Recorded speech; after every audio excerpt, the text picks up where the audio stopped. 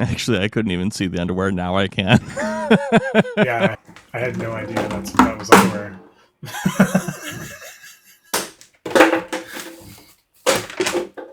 Okay. What an open.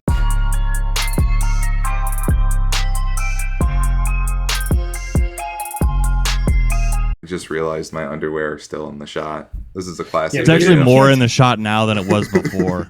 Yeah, it was very obscured by the backpack, and you couldn't even tell that they were underwear. It could have just been a shirt. Oh, But well. you brought attention to the fact that it's underwear, so I hope you're happy with yourself. Very.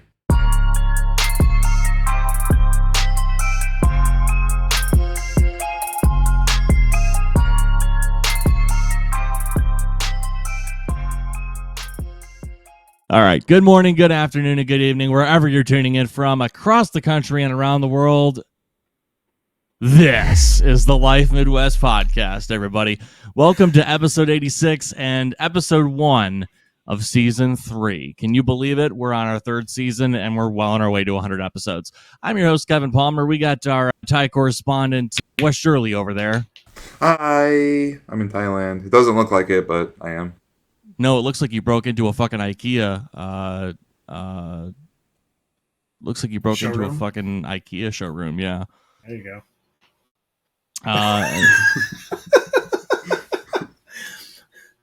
Speaking of showrooms, we have our Seattle's best over here, but I don't mean the coffee, Lenny Wells.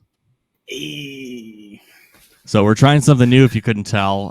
Well, I don't know if I should bring attention to this or not, because I don't know if this is going to make it to the final production, but we are recording video this time. Our Thai correspondent, Wes, has been promoted to producer, so I don't know if I can call him our Thai correspondent anymore. I'm kind of sad. Thai producer? Or Thai producer. I don't think I'm actually Thai. I mean, I'm in Thailand. Guys, it's been a hell of a little break. Before we jump into today's show, what have you guys been up to? Anything new? That you want to talk about? I thought I had a story, but I can't remember it. So, Wes, I'm gonna let you just take the floor. Maybe I'll remember something. Cool. I've just been chilling. I am in the process of opening a Mexican restaurant here in Chiang Mai. Wow. Not official yet. We have access to the building. It's still under construction. And then I'm practicing my recipes and trying to recall my time of working at a Mexican restaurant back when I was 17 years old. Trying to harness all my culinary techniques I learned when I was at Penta for not even a half a year. For those who don't know what Penta is, it's like a 5-county or 5-point area, polytechnic school in the greater Toledo area. But yeah, so I'm harnessing my former education for culinary and my former knowledge of running a Mexican restaurant and potentially we're starting off online first. So we're putting the kitchen together and then we're going to do imagine DoorDash or Uber. But Thailand just has that shit way more put together than you guys do over in the States. There's 10 different apps, and if you order your food, it's there in 10 minutes and it's hot. And you don't actually have to tip if you don't want to, because that's not part of the culture here. But as a American who is brainwashed into believing we have to subsidize employers' shitty wages, it's nice to tip, I think. So yeah, we're going to do that first, and then I want to do on the side of the restaurant, because I'm not going to be fulfilling orders all day at the very beginning. I want to do plastic recycling in the upstairs part, and then also maybe do hydroponics planting, not marijuana, although that is legal here. Hot peppers, stuff I would use in the Mexican cooking, cilantro, maybe different types of lettuce, arugula, whatever. And then just have a hydroponics garden where I can get fresh varieties of peppers and other staples that they don't necessarily have here. So I have a lot of things in the works, but outside of becoming the new producer of the podcast, I am going to be making some hopefully delicious Mexican food. And are you still going to be teaching English on top of that? Yep, I teach. It's only 4 days a week at this point. A lot of my classes have gone together or converged into a single course. And then I do have one private class still, but over the course of the last month or so, I've been working on getting everyone together because now they're about at the same skill level. I'll take on new students if they come up. It's extra money to throw into the restaurant, but I'm going to be focusing mostly on other things.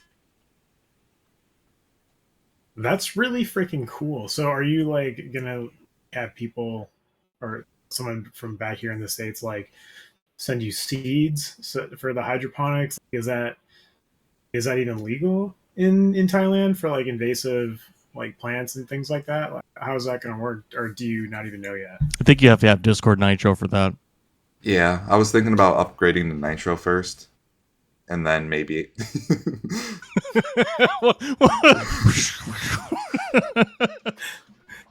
So we're like a few boomers on Discord with this shit. how does this work? There's like Part is anyway. Sorry. there's like different websites that will distribute to places all over the world. Obviously, they have to clear customs. I can't bring in like certain plants, but as far as I know, things like ghost chilies and reapers and habaneros and jalapenos and other types of. I really need to get maybe some hatch chilies because that's really good in Tex-Mex. And I also need. Why can't I think of the name of the really dark chili? It'll come to me after I don't need it Serrano, anymore. Serrano's another one I need. Chipotle. Chipotle's, yeah, like the smoked jalapeno, but I would probably make the chipotles on site from jalapenos, like steep them in an adobo or something. Oh my god, I can't think of it. It's not important. They're like a real fat, dark chili, and they make like all the best adobos. I'll think about it once I don't need it, but yeah, like there's something called rareseeds.com. I'm not sure if they'll be able to supply what I need, but there's similar concepts to that. And then as far as the hydroponics go, everything's really easily accessible here in Thailand because Thailand's the, I don't know, fruit basket, vegetable basket, bread basket of Southeast Asia. They just have everything you could possibly need, and they have like a Royal Associated like agriculture store that I could potentially go to and get everything I needed. And then because it's 2023 at this point, I could probably order it all off the internet too. So I think we'll eventually. It's safe to say that we'll have to do an episode on this to kind of dive into a little bit more once it takes off. But Lenny, not to give you difficult shoes to fill, but are you starting a business or teaching English in a foreign country or getting mailed spices or? I'll do you one better. Okay. I had explosive diarrhea the other day.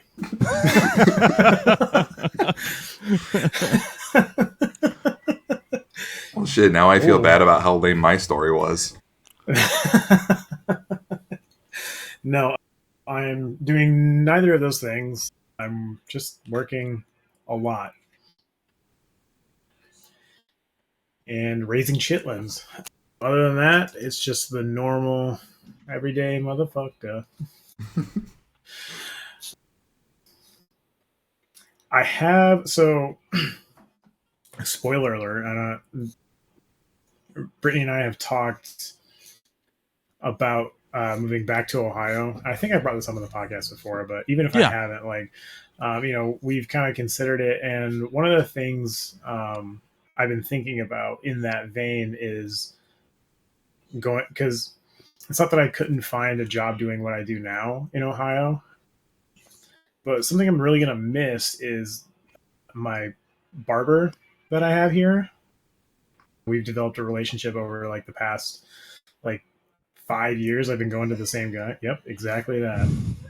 For the audio listeners, if this doesn't make it to YouTube, he was making a gesture with his fingers to insinuate that one of us was taking it from behind. Butt sex in Seattle. Yeah. I mean, if you're going to get it somewhere that isn't San Francisco, it's going to be here. But anyways, so I was thinking to myself that, I'm really going to miss the kind of atmosphere that he provides. And I was like, well, what if I do it? I could do that. So I've been toying with the idea of like going to a barber school as like a plan B for if and or when we do move back. And by that same token, like potentially opening up a barbershop, but that's like so far into the future that it's not really, there's nothing to plan about it at this moment. It's just a thought. So other than that, I've just been working and having explosive diarrhea. That's cool. That's cool. Wow. So we have two entrepreneurs in the podcast now. Well, I don't want to go that far. I'm Potentially. I'm like a daydreaming. I daydream Sure. of entrepreneurship. I mean, but unlike me, where your daydream has started and killed itself off within the same week, I'm happy for you. That'd be exciting, and I would go to you and I'd support your business. So for me, I was like, oh, I'm going to start streaming, and I just realized I don't really have the time for that. But I'm going to pitch for the idea, and maybe somebody will steal it from me and run with it. I wanted to start this community for mental health and well-being. It's something I've been kind of bubbling and thinking about since the episode with Jimmy, which I know was a long time ago, but I always wanted to kind of build a streaming community where a place for neurodivergence, by neurodivergence, for those who aren't familiar, that's ADHD, autism spectrum, that type of thing, and just kind of bring awareness to it and make like a safe place for that and a safe haven for people to come hang out and play video games, whether that's Pokemon or PSO or whatever. And I felt really passionate about it and wanted to do it, but I don't know that I would have the time to put as much labor into it as I want to. But that's something that I'd kind of toyed around with and messed around with the idea of for a few weeks over January. And I think we always get into this New Year's resolution thing where we obviously feel like we want to do something different, we want to start something new, and I guess that was mine. So yeah, that's what I've been up to, and now that's what I'm no longer up to. So you say you don't have the time to do it, and I'm not saying that you're wrong or lying, but what do you feel is preventing you from having the time? Is it just like having to do with like wedding planning at this point, or is there like other things going on? Oh yeah, it's the wedding planning, home ownership, the the me trying to be able to put my best foot forward at work, and giving time to family. And obviously I don't really have any friends local, but I in school, school's another factor too. It's just there's just a lot on the plate right now that I think would take away from the quality of what I want to do and how I'm able to do it. No, that's fair. I get it. Wes, I don't know if you knew this, but Kevin, I know you do. There was once upon a time where I tried to do streaming, and it just kind of fell apart because being a dad is like two full-time jobs. So no, I totally get where you're coming from. Yeah, life just kind of happens. Yeah, it does. It does. So no, I understand where you're coming from. Yeah, but I think maybe if it's not this year, I don't think it's a dream that you should necessarily give up on, or an idea that you should give up on, because it has merit. And so maybe once the wedding's gone through and done with, I think you'll find that things will slow down a little bit once you don't have that looming over you. I know I did when Brittany and I went through it. Yeah. So, who knows? Right.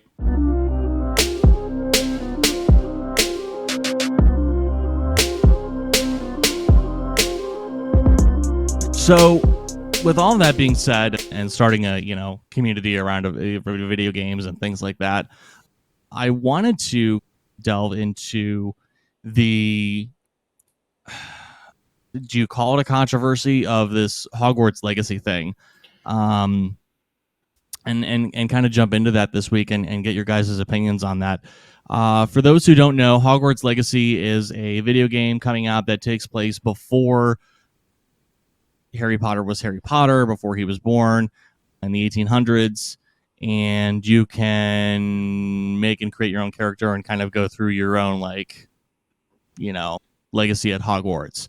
The problem is that J.K. Rowling, the author of Harry Potter, is a fucking transphobe and has quite a few opinions about that.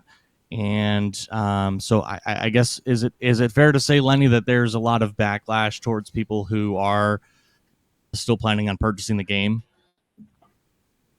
I don't know. I don't know that I would say a lot. I would say there's a very vocal section of the people that consume entertainment media. And there's certainly a lot of people that feel very strongly about the topic. At least that's my 2 cents. Yeah, I mean, if you just take a quick walk through Twitter about this, there's people who are one specific unnamed person plans on camping outside of GameStop at midnight and throwing rocks at customers who plan on purchasing their pre-orders at midnight. So now, I don't think that's gonna really accomplish anything other than drive away people from your point. Um, West, I don't know. Do you even have any idea like like kind of what we're talking about? Just I know that Hmm. I don't know like what the gaming space is like for you these days, or even if it's even something that was even on your radar in Thailand.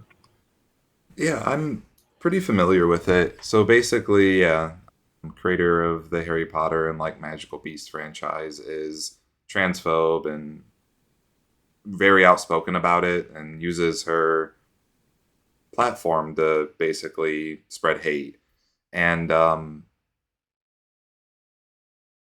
I still like Harry Potter. I also like Magical Beast, and I would like to live in a world where we can separate bad people from their works, or even good people from their works. Like, for example, I'm not in the same vein. I'm not sure if you guys are familiar with the Rick and Morty creator Justin Roiland. His recent controversy. Yeah, Basically, he's a abusive drunk and also maybe potentially a groomer, child.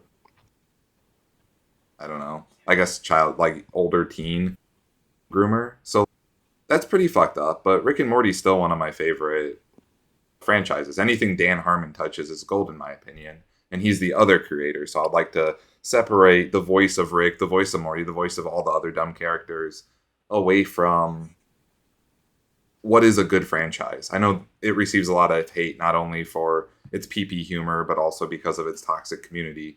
But it's good television. In the same vein, Harry Potter is good literature, good video games, good movies, good spin-offs. So, and also I'm pretty sure while she will receive royalties from Hogwarts Legacy, she's not receiving or she's not the only beneficiary of this project. There's game developers who spend a lot of their personal, I guess they're not personal time because they're working, but a lot of their creative time and their creative ability making what looks like a really good game. And also, the company that makes the game makes other things that they can benefit from receiving money from this. And as far as throwing rocks at GameStop goes, who the fuck's going to GameStop to buy a physical copy? It's on Steam. You just download the shit. Kevin, I don't know if you have this information readily available, but I was under the impression that ever since the spin-off movies for the Fantastic Beasts were basically started in production, that WB now owns. I don't want to say owns is the right word, but they maintain creative control of the IP. yes, they do. So, do they outright own it? Did she outright sell, but retains like a royalty agreement? In this article I'm reading on themarysue.com, it actually mentions will J.K. Rowling profit from Hogwarts Legacy. It says, so, since she owns the IP, that means she gets royalties from everything with the official Potter label, including Hogwarts Legacy. The game doesn't follow a story written by her, but the website clarifies that Porky Games did work closely with her team in developing the game, since it's set entirely in the world she created. That translates to royalties for Rowling, and since the game will be released in both a standard and deluxe edition for $59.99 and $69.99 respectively, that could be a hefty chunk of change. Okay, so bearing that in mind, like I understand, I also know that what used to be called Pottermore doesn't it really it's changed its existence, and it's no longer like the brand isn't Harry Potter, it's called Wizarding World. And being that like WB has basically creative control over the IP, regardless of whether or not J.K. Rowling still owns it. I understand why people are upset, and maybe this is just me being like an older millennial about this, but I don't think the backlash is necessarily warranted. And the reason I say that is because, like I said earlier, she's not the one that's writing these stories anymore. She's just collecting a check off of it. Yeah. And while it's very clear that she was always racist if you go back and read the books, or even anti-Semitic. Like the one black character, his last name is Shacklebolt. I don't know if that conjures images of uh, a slave auction block to anybody else, but it. And while it's not like the writing is bad, it's not like the greatest thing ever written. It was just commercially successful. But that's just like a long-winded way of saying that, like, it's not just hers anymore, even though she owns it. And I mean that in a metaphysical sense as well, because it's brought a lot of people together that I'm 100% sure don't have the same views that she does. Granted, there's always going to be those outliers that are bigots, but I don't think that as a whole, the community that enjoys Harry Potter would be okay with people saying that about them.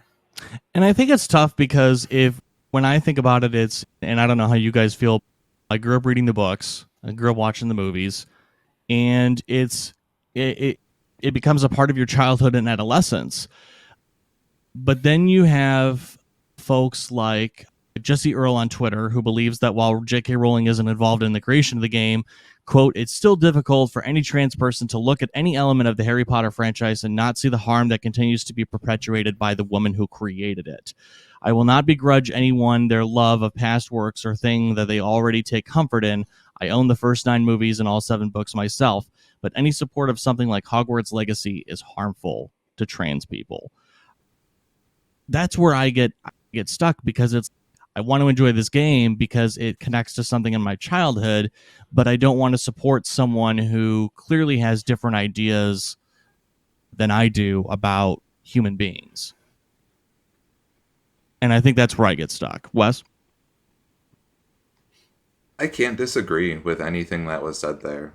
That's a, I think, well-formed and valid opinion. I do have sort of a counter to, if we buy a product that funds someone who is spreading hate, that we're inherently a problem ourselves, or that I know you didn't say that. I'm trying to actually reword this to make more sense. Right. I don't think it's a problem. Again, I have to reword that. It is a problem to give money to people who are assholes, right? Because they, in our country specifically, they can use that money to lobby. They can use that money to affect laws. They can use that money to oppress people, which is what brings me to my point.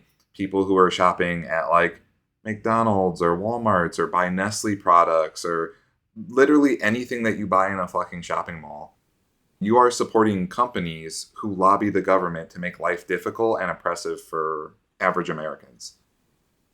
So as far as trans goes, I don't know the views of all these multinational conglomerate CEOs or owners or people who are stakeholders, or anyone receiving money from me, like just going grocery shopping. There is something to be said about, like, okay, I know the person who created Harry Potter's a grade A asshole, and they're going to benefit from this, possibly spread hate, possibly lobby and create bad reform that none of us want. But in the same vein, that's happening in every aspect. And if we, like, it's good that there's a conversation about it. I don't think there's anything that can be done on it on a macro scale. And I think targeting the companies that are associated with this type of thing is at best a good conversation. We should have the conversation about where this money is going and how it's affecting people, especially marginalized people. I'm not sure if that was coherent at all, but that's my opinion on it. No, I think it makes sense because, something that you touched on in that was that everything you make cosigns probably something you don't like. And I'll just give you guys a perfect example. Cell phones, whether it's, any number of Android products or Apple products that are made in sweatshops in China that employ child labor. So by buying these brands, you're signing on to that and you're supporting that.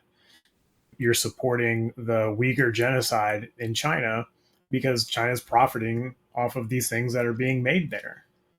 How about one that's opening? How about one that's happening right here at home with Chick-fil-A? Yeah. Look, I'm guilty of eating at Chick-fil-A. I don't necessarily like their chicken, but they make this fucking weird lemonade milkshake thing that I swear is black magic. Because there's no way that a milkshake should be made with lemonade and not curdle and be disgusting, but it's fucking delicious. And so is their macaroni and cheese, god damn it. But I'm still gonna keep eating it. I don't get it all.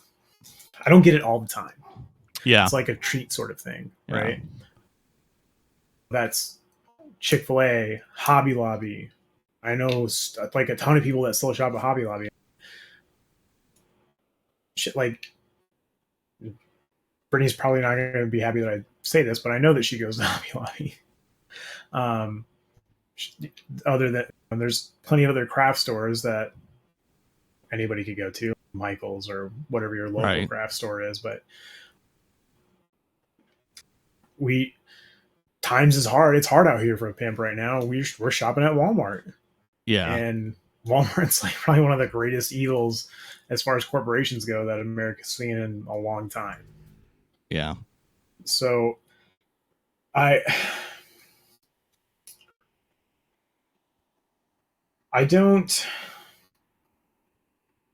and again, this is probably just me being like an ignorant elder millennial. I don't understand how it's like directly harmful to trans people for people that support the franchise or even just this game, other than to say that it gives a bigot money, but everybody's giving bigots money all the time. And at the end of the day, what kind of sits with me is that while she may hold some shitty beliefs, the story that everything that this all originates from is the rise up of the collective good versus a collective evil. Essentially, like wizard Nazis are the bad guys, and it's fallen into that same thing of, or that same vein of entertainment as like Star Wars, the original Star Wars, in so much as like a small a group of rebels rising up and defeating great evil. I think for me, that's really all I need to know. And I'm sorry because I'm sure I'm offending somebody with these thoughts that I have about this topic, but that's what matters to me. I think one of the things that I want to bring up, and then I'll shoot it back to Wes for a final thought, is we have a world where we have a lot of things that we don't or ideally wouldn't support if we had the choice. But if we were to boycott every single thing for every single thing that we disagree with or against, as a consumer, we wouldn't consume anything because you'd eventually find something wrong with everything. And I think this is, but the question I guess I pose, and then I want the listener to think about today is this a scenario where you can prevent that? For example, Ashley and I don't shop at Home Depot specifically because they gave money to the Trump party, but there's a lot of companies that gave money to the Trump party. And so, if we were to look through the list and boycott every single one that did, would we still be consumers? Would we be able to consume? That's my point. But I guess the other side of that coin is, is this one of those scenarios, this video game, where we can look the other way, knowing that it isn't as supportive, isn't supporting someone who is a TERF. And for those who are not familiar with the term, TERFs are notorious for spending time concerning time talking about toilets, who gets to sit on them, the shape of the stranger's genitals, chromosomes, and raging against preferred pronouns. They must be fun at parties. But Wes, I want to. It's actually an acronym. It stands for Trans Exclusionary Radical Feminists. Oh yeah, I forgot about the important part of that. Thank you, Lenny. Yeah, I was too busy trying to make the joke. Wes, I want to shoot it over to you for final thoughts before we go to the shoutouts. Do you have anything else based on what Lenny and I just said? If you want to be a consumer, if you actually want to live in society, even if you don't want to be a consumer, if you want to live in society, you're going to end up supporting any number of assholes with your purchases, if you like it or not. Yeah, it's a sucky situation. I'm probably not going to buy Hogwarts Legacy. It's a $60 game. I might buy it when it's $10 on a Steam sale because I'm also an asshole. But like, I don't pay full price for video games. They're digital. If they're a physical copy, maybe, whatever, I own the game. But there's no way I'm paying $60 for a digital game. So she's not going to be funding hate with my $60. I don't know. And Lenny, I'll ask you the same question since Wes answered it before I could ask it. I do plan on purchasing the game. I think that at the end of the day, I'm not going to let someone... The fact that someone's an asshole stop me from enjoying what was so relevant in my childhood. Lenny? First, I just have to say, we live in a society. Right. No, I'm not going to buy it, but not because of like any moral reason. My computer has aged out of being able to play games, and at this point, I just want the next gen console, and because I really want to play Death Stranding 2 when that comes out. I just don't have time to play games either. That's not entirely true. I don't have the time I would like to play video games, and I don't want to get into something that I know is going to be a very large time sink. I would rather just spend like an hour or two catching Pokemon. Fair. Let's all go catch Pokemon, folks. Hey, it's been real. It's been fun. It's been great to be back. It's been real fun. Time for the shout outs. Lenny, who do you want to shout out this week? So the very first shout out is always going to be my lovely wife, Brittany. You're the best. And I love you so much. Thanks for putting up with me. What else can I say except for this? Hopefully YouTube audience can see this. We'll just go do one of these. Whee! I love you. And next shout out is to both of you guys. Wes, congrats on what sounds like a really good plan for a restaurant. It sounds really interesting, and I hope it goes well. Kevin, I really hope that you keep that idea in your back pocket, and that it's something that you can... Yeah, there you go. For our audio listeners, he just caught the metaphysical idea and literally put it in his pocket. I'm very proud of him for that. My pants are bulging now. Oh.